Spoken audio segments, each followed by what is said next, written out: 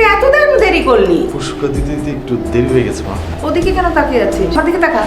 না মা, কিছু হয়নি তো মা। কি রে?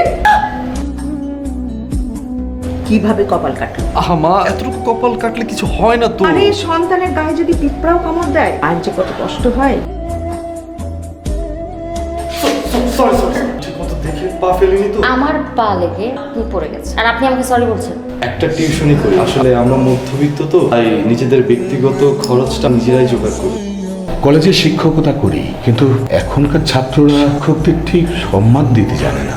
আমার এক ছাত্র ব্যাট খাওয়ার জন্য আমার কাছে লাইটার চেয়েছে। আমি ল্যাঙ্গুয়েজে ছেড়ে দিলাম আর ওই ছেলে ওকে কি বলে জানি সরি।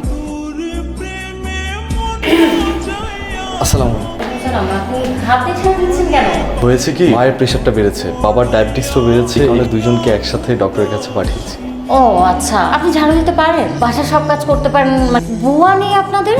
আমরা নিজেদের কাজ নিজেরা করি তো, এই কারণে বুয়ার দরকার হয় না, শুধু শুধু এক্সট্রা খরচ। অবশ্য কখনো পানিও ঢেলে খেতে পারেনি, ঠিক আছে?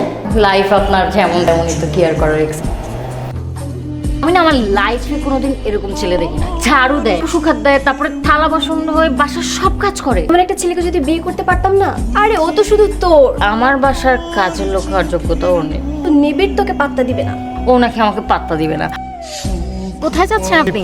সামনেই যাচ্ছি, আমার টিউশনই আছে। তাহলে চলেন, আমি ওদিকে যাচ্ছি, আপনাকে লিফট দিই। কি না, হেঁটেই যেতে পারবো, এইতে উঠলে অভ্যাস হয়ে যাবে তো। অভ্যাস হয়ে গেলে আমি প্রতিদিন আপনাকে লিফট দিই। আমাকে আপনি দিলে আপনার মান সম্মান থাকবে। আপনি নিজেকে তো ছোট মনে করেন কেন? আমি নিজেই ছোট যে।